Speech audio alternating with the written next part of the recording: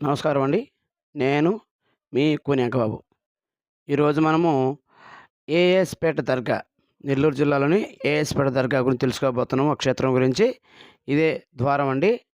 ఇది ఆహ్, ఆత్మకూరు సమీపంలో ఉన్నటువంటి ముఖద్వారం అన్నమాట. ఆ! అంటే ఇది బద్వేలు, నెల్లూరు జాతీయ రహదారి. National highway 67. ఇక్కడి నుంచి ఈ యొక్క ఏఎస్‌పేట అనుమ సముద్రం పేట అంటారు. ఇక్కడి నుంచి మనం లోపలికి అంటే ఆ యొక్క క్షేత్రానికి వెళ్ళొచ్చు.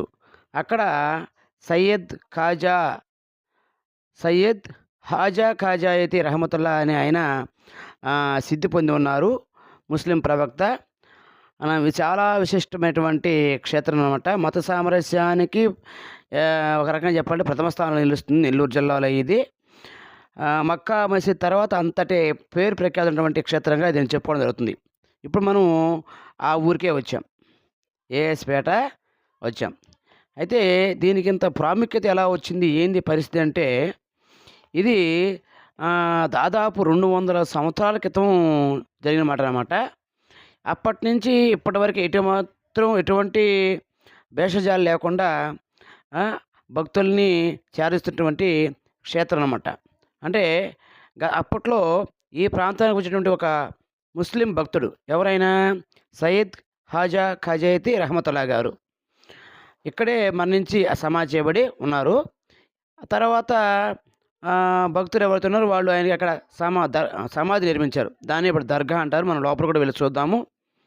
ఇది మతాలకు అతీతంగా అంటే ఏ ఒక్క ముస్లిం మతస్థులే కాకుండా అందరూ దర్శించుకొని మొక్కులు చెల్లించుకొని అనా దాన్నేమంటారు వరపడినటువంటి విశేషాలు, తార్కాణాలు చాలా ఉన్నాయన్నమాట. అందరి చేత పూజలు అందుకుంటున్నారు వారు. ఈ ప్రాంతంలో గతించిన ఆయన దైవాంశ సంబూతుడిగా కూడా భావిస్తూ ఇక్కడ భక్తులు సందర్శిస్తూ ఉంటారనమాట. అంటే ఈయన ఎవరు? ఈ సయ్యద్ నాయబ్ రసూల్ గారు నిజానికి ఈ ప్రాంతం కాదు ఆయనకి. ఆయనది ఈ ప్రాంతం కాదు. అది కూడా వివరాలు మనం చెప్పుకుందాం.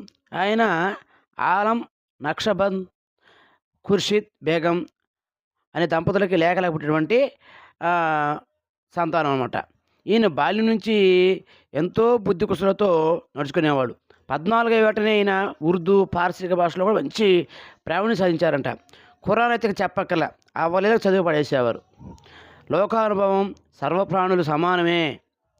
ఆయన అనుభవం వల్ల అందరూ సమానమే, నా మీద ఇంత ప్రేమ పెంచుకోకూడదని తల్లిదండ్రులకు కూడా చెప్తుండేవాడు ఆ నాయబ్ రసూలు.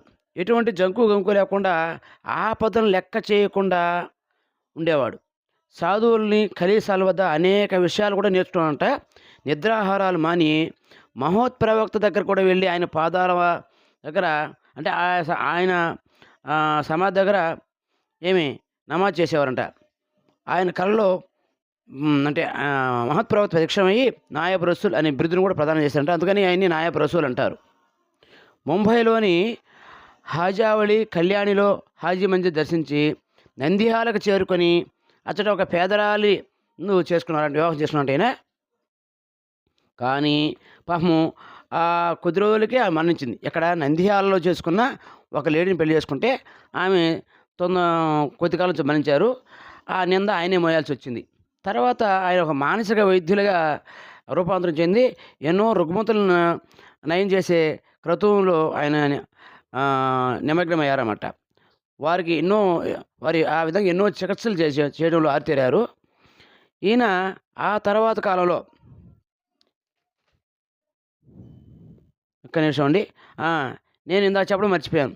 ఏంటంటే ఆయన ఎక్కడ పుట్టారనే విషయం మనం ఇందాక చెప్పుకోలే కదా. ఆయన స్వస్థలం కర్ణాటకలోని బీజాపూర్ అని 1691లో జన్మించి 1780లో మరణించారని చరిత్రకారుల అభిప్రాయం. అల్లా వరప్రసాదంగా జన్మించిన ఆయన వాళ్ళ అమ్మ తల్లిదండ్రులకు అల్లా ప్రసాదం పుట్టిన ఆయన మక్కా మదీనాను సందర్శించి ఒక గొప్ప భక్తుడిగా రూపాంతరం చెందారు. ఈ నాయబ్ రసూల్ తర్వాత చెప్పాం కదా, ఆ మహోత్ప్రవక్త ప్రత్యక్షమయ్యే కల్లో ఆయనకి నాయబ్ రసూల్ బిరుదుగా ఇవ్వడం కూడా జరిగింది ఈ మహావతి ఖాజా రహమతుల్లా గారికి. అందుకని ఆయన సమాధి పైన కూడా దర్గా చారిత్రకంగా ముస్లింలు శిల్పకళా వైభవంతో చాటుతున్నట్టుగా సర్వాంగసుందరంగా ఈ యొక్క దర్గా చూడండి, ఈ దర్గా నిర్మించారు. ఎందుకంటే ప్రవక్తకి బాగా మహాప్రవక్తకి భక్తాగ్రేసరులు ముస్లిం మహాప్రవక్త చాలా వాళ్ళ అంటే వాళ్ళ మతానికి అనుగుణంగా ఆ శిల్పరీతిలో ఈ యొక్క దర్గాని సర్వోన్నతంగా నిర్మాణం చేయడం అనేది జరిగిందన్నమాట. అవునా? తర్వాత కాలంలో అదే చెప్తున్నాం కదా. తర్వాత కాలంలో ఏమైంది, అది మొదటి వారి చనిపోయిన తర్వాత ఈయన కర్నూలు నవాబు కర్నూలు నవాబు కుమార్తె అయినటువంటి హబీబా ఖాతూన్ను వివాహం చేసుకున్నారు. ఆ తర్వాత ఆయన అక్కడి నుంచి పర్యటన చేస్తూ వస్తూ ఈ ఏఎస్పేట వద్దకు వచ్చారు. అక్కడ ఒక తిప్ప మీద మంచి మంచి వాసనలు వస్తుంటే వెళ్ళి అక్కడ ఒక పుట్టను తవ్వితే అమృతం వంటి తుంపర ఎగిరబడిందట. అప్పటి నుంచి ఆయన ఇక్కడే ఉండిపోయారు. అదే ఇది అనా ఇక్కడే స్థిరపడిపోయి ఉండిపోయారంట. అప్పట్లో ఈయన ఆ నవాబులు ఇచ్చేటువంటి అవకాశాన్ని బట్టి 10 గ్రామాలను ఇక్కడ పరిపాలిస్తూ ఉండారంట. 10 గ్రామాలు ఆయన పరిపాలనలో ఉండేది. ఇది 17వ శతాబ్దం ప్రాంతంలో జాగీర్దారుగా ఉండి ఈ ప్రాంతాలని పరిపాలించేవారంట ఆయన. తర్వాత ఈ నాయబ్ రసూలు మహామేధావి, తెలుస్తుంది కదా. దైవాంశ సంభూతులని అతని భార్య కూడా భావించి ఆధ్యాత్మిక పనుల్లో ఆయనకు చేదుడు వాదుడు కూడా ఉండేది. అందుకని ఆయన తర్వాత ఆ దర్గాలో ఆయన సమాధి పక్కన ఆయన భార్య సమాధి కూడా ఇప్పుడు ఉంది. మనం చూద్దాం. అంటే ఇక్కడికి వచ్చిన భక్తులంతా కూడా చూడండి, మనం వాళ్ళ వరపడడం కోసం వాళ్ళకున్న సమస్యలన్నీ కూడా ఇక్కడ వినియోగించుకుంటారు. ఇక్కడ చెట్టు చూడండి, ఈ చెట్టుకి ఆసుపత్రులు వచ్చినటువంటి బిల్లులు, రిపోర్ట్లు, ఎక్స్రేలు ఇవన్నీ కూడా సిటీ స్కాన్లు ఆ చెట్టుకి వేలాడదీసి ఆ యొక్క నాయబ్ రసూల్ని వరపడుతూ ఉంటారు, వాళ్ళ సమస్యలు. చూడండి, నాకు తెలిసి ఇలాంటి పరిస్థితి ఎక్కడ లేదు. మామూలుగా అయితే మన హిందూ దేవాలయాల్లో ముడుపులు కడతాం మనం, ఏదో ఒకటి అనుకొని మన సమస్యకి పరిష్కారార్థం అమ్మవారికో స్వామివారికో ముడుపులు కడతాం. కానీ ఇక్కడ ఏంటంటే వాళ్ళ సమస్యలు, ఆర్థిక సమస్యలు ఏవైతే ఉన్నాయో వాటి సమస్యని పత్రాలని ఆధారాన్ని కడుతున్నారు. ఇది దర్గా బయట ప్రాంతం విశాలంగా ఉంది కదా. చాలామంది భక్తులు ఏం చేస్తారంటే ఈ ముఖ్యంగా గురువారం, శుక్రవారం లాంటి రోజుల్లో విరివిగా వస్తారు. వచ్చి ఇక్కడ నిద్ర కూడా చేస్తూ ఉంటారు. దానికి సంబంధించినటువంటి చేపలు కానీ బాడుకిస్తూ ఉంటారు. ఇక్కడే నిద్ర చేస్తారండి. ఇక్కడ వాళ్ళ అనుయాయులు అన్నారు. ఇది మనం చూస్తుంది ఆ యొక్క నాయబ్ రసూల్ వారి భక్తులు ఎవరైతే ఉన్నారో వారు కూడా ఇక్కడ సమాధులు కాబడినారు. వారిని మనం ఇప్పుడు చూస్తున్నాం. వారి యొక్క సమాధులు అన్నమాట, వీటిని దర్గాలు అంటారు.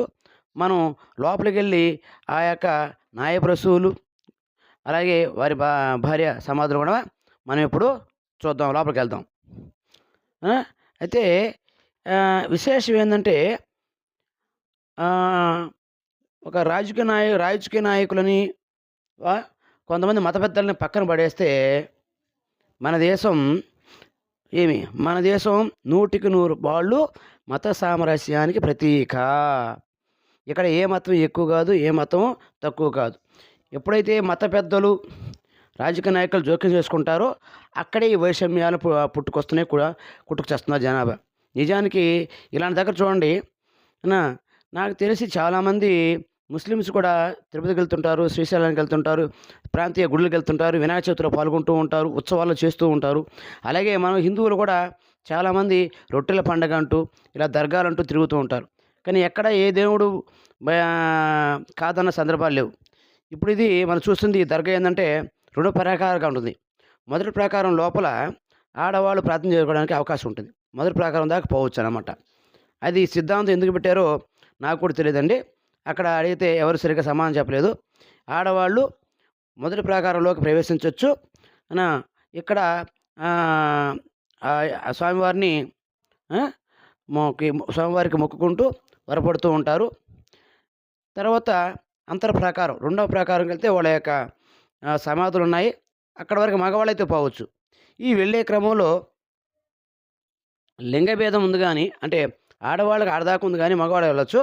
కానీ ఏ మతస్థులైనా, ఏ కులస్తులైనా సరే, ఎవరైనా సరే లోపలికెళ్ళొచ్చు. అందుకే ఇక్కడ మత సామరస్యం పరివెలుతుంది అని మనం చెప్పొచ్చు. ఇక్కడ ఆచారాలు కూడా ఇంచుమించు మన హైందవ సంప్రదాయం తగ్గట్టుగా ఉంటాయి. టెంకాయలు కొట్టడం గానీ, కడ్డీలు వెలిగించడం గానీ, కర్పూరం వెలిగించడం గానీ, తలనీలాలు సమర్పించుకోవడం గానీ, ఇవన్నీ కూడా మన హైందవ సంప్రదాయానికి చాలా దగ్గరగా ఉంటుంది. ఎందుకో ఆ సారూప్యత ఆ! అంటే మనం చెప్పలేం. ఎవరి సిద్ధాంతాల వారివి, ఎవరి నమ్మకాల వారివి ఆ! ఆహ్, కలిసిపోతే మంచిదే కదా! అనే ఉద్దేశంతో మనం సా ఉండడం మంచిదే. ఎవరికైనా సరే ఎటువంటి ఆటంకం కూడదని ఎవరైనా లోపలికి పోవచ్చండి. ఇప్పుడు మనం చూస్తున్నది లోపల నాయబ్ రసూల్, అలాగే వారి భార్య ఇక్కడ దొరసానమ్మ అంటారు ఆయన్ని. ఆమెని దొరసానమ్మ అంటారు. వీళ్ళిద్దరు సమాధులు లోపల పక్కన ఉన్నాయి చూడండి. ఇది నెల్లూరుకి దాదాపు 54 కిలోమీటర్ల దూరంలో ఉంటుంది. నెల్లూరు నుంచి అయితే. అదే ఆత్మకూరు నుంచి అయితే 14 కిలోమీటర్లు ఉంటుంది. అంటే ఇక్కడికి చేరుకోవడానికి నెల్లూరు చేరుకొని అక్కడి నుంచి ప్రతి గంటకి ఒక బస్సు ఉంది. Atmakur bus stand. అంటే నెల్లూరులో పొట్టి శ్రీరాములు బస్ స్టాండ్ ఉంది. దాన్ని ఆత్మకూరు బస్ స్టాండ్ అంటారు. అక్కడి నుంచి ప్రతి గంటకి ఏఎస్పేటకి బస్సు ఉంది. అలాగే ఆత్మకూరు నుంచి కూడా ప్రతి అరగంటకి బస్సు ఉంటుంది నాకు తెలిసి. అటువైపు వింజమూరు అంటే ఉదయగిరి, కావలి వివిధ ప్రాంతాల నుంచి కూడా బస్సు సౌకర్యం విరివిగా ఉంది. ప్రత్యేక వాహనాల్లో, ప్రైవేటు వాహనాల్లో కూడా రావచ్చు. అన్ని వైపులు కూడా ఇక్కడ వచ్చే మార్గాలు ఉన్నాయి. రవాణా సౌకర్యానికి ఎటువంటి ఇబ్బంది లేదండి. రోడ్లు కూడా బాగానే ఉంటాయి. అయితే దీనికి మొదట్లో మేము చెప్పాం. ఇది ఆత్మకూరు దగ్గర బద్వేలు నెల్లూరు మార్గం నేషనల్ హైవే 67 ఆర్చ్ చూసాం. అక్కడి నుంచి రావచ్చు. అదేవిధంగా నెల్లూరు నుంచి వచ్చేవాళ్ళు సంగంకి వచ్చి, సంగం నుంచి హసనాపురం, ఇది కలిగిరి పోయే రోడ్డు, హసనాపురం దగ్గర ఇందాక మనకు ఒక బోర్డు కూడా చూసాం. అక్కడి నుంచి కూడా రావచ్చు. నెల్లూరు వచ్చే బస్సులు కూడా అక్కడి నుంచే వస్తాయి. ఎక్కడి నుంచి? హసనాపురం నుంచి వస్తాయన్నమాట. ఆటో సౌకర్యం ఉంది, బస్సు సౌకర్యం ఉంది. ఆత్మకూరు నుంచి వచ్చేవాళ్ళు ఇందాక ఆర్చ్ కాడిని చూసాం. అర్థమైందా? ఇట్లాగా వివిధ మార్గాల నుంచి మనకి అక్కడికి చేరుకోవడానికి అవకాశం ఉంది. ఇక్కడ చూడండి, ఇంకొకటి, వరబడిన వారు మొక్కులు చెల్లించుకునే క్రమంలో ఇక్కడ ఒక కోనేరు ఉందండి. ఇక్కడ ఒక కోనేరు ఉంది. చాలా లోతైన కోనేరు. ఇక్కడ చుట్టూ మెస్ పెట్టినారు. దానికి తాళ బుర్రలు చూడండి. అంటే ఇది సంప్రదాయం ఎలా వచ్చిందో కూడా అక్కడ వారు మాకు సరిగ్గా సమాధానం ఇవ్వలేదు. అంటే తెలియదేమో ఈ తరం వారికి. అంటే మనం ఏంటంటే ఒకరు చేస్తే మనం అందరూ ఫాలో అయిపోతుంటాం. అట్లాగా అక్కడ ఈ కోనేరు చుట్టూ తాళాలు అనేటివి మొక్కుబడిగా, అంటే మనం ముడుపు కడి తెలుసుకుంటాం కదా, అలా అయి ఉండొచ్చు అనుకుంటా.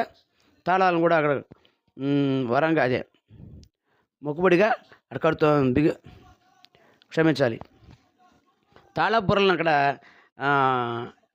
ఏర్పాటు చేస్తున్నారు. తర్వాత చూడండి, నేను చెప్పాను కదా, మన హైందవ సంస్కృతి ప్రకారం దీపారాధన, మనం కార్తీక మాసంలో ఏ విధంగా అయితే దీపాలు వెలిగిస్తామో అట్లాగే ఇక్కడ కూడా దీపారాధన జరుగుతుంది. అలాగే టెంకాయలు కొడతారు, కడ్డీలు వెలిగిస్తారు, తలనీలాల సమర్పణ ఉంటుంది. ఇవన్నీ కూడా ఎలా ఉంటుందంటే మన హైందవ సంస్కృతి చాలా దగ్గరగా ఉంటుంది. హైందవ సంస్కృతికి చాలా దగ్గరగా ఉంటుంది. దీన్ని బట్టి మనం ఒక రకంగా అనుకోవచ్చు. అంటే మనుషుల్లోనే కానీ మరి ఎక్కడా తేడా లేదన్నట్టుగా. ఇది కోనేరు, ఇలా చెప్పిన చాలా లోతైన కోనేరు. ఇక్కడ ప్రతి సంవత్సరము సెప్టెంబర్ 7వ రోజు, అంటే సెప్టెంబర్ 7 దొరసానమ్మ హైబీతా ఖాతూర్ అంటే నాయబ్ రసూల్ గారి భార్య పేరు మీదుగా ఉరుసు నిర్వహిస్తారు. అదేవిధంగా 15 రోజు ఆయన నాయబ్ రసూల్ గారి పేరు మీద గంధ మహోత్సవం నిర్వహిస్తారు. ఈ 6 రోజుల్లో ఇక్కడ విపరీతంగా జనాలు తాకిడి ఉంటుందండి, వేలల్లో ఉంటుంది. అంటే మన నెల్లూరు జిల్లాయే కాకుండా పొరుగు జిల్లాలు, పొరుగు రాష్ట్రాలు, ఇతర దేశాల నుంచి కూడా లక్షలాది జనాభా వస్తారు. ముఖ్యంగా నెల్లూరులో రొట్టెల పండుగ జరుగుతుంది. దాని మీద మనం వీడియో కూడా చేసుకోన్నాం. ఇదే బారా షాహీద్ దర్గా. అక్కడికొచ్చిన వాళ్ళు ఖచ్చితంగా ఇక్కడికొచ్చి పోతుంటారు. ఏఎస్‌పేట దర్గాకి వస్తుంటారు. ఎందుకంటే ఇదంతా ఫేమస్ క్షేత్రం. ఎప్పుడు రద్దీగా ఉంటుంది భక్తులతో. అవునా? ఇక్కడ ఇంకా ఎట్లా ఎంత విశ్వాసం అంటే ఈయన పేరుని ఇక్కడ ప్రాంతం వాళ్ళు ఎక్కువ విరివిగా పెట్టుకుంటూ ఉంటారు. హిందువులు కూడా నాయబ్ రసూల్ అని, అవునా? ఖాజా రసూల్ అని ఇట్లా పెట్టుకుంటూ ఉంటారు. చెప్పేది ఇక్కడికి చేరుకోవడానికి నెల్లూరు నుంచి, ఆత్మకూరు నుంచి, వివిధ ప్రాంతాల నుంచి బస్సు సౌకర్యం ఉందండి. బస్సు సౌకర్యం ఉంది, ఆటో సౌకర్యం ఉంది, ప్రైవేట్ వాహనాలు రావచ్చు, రూట్ కూడా బాగానే ఉంటుంది. ఖచ్చితంగా ఈ క్షేత్రం సందర్శించండి. అలా నా వీడియోని ప్రోత్సహించండి.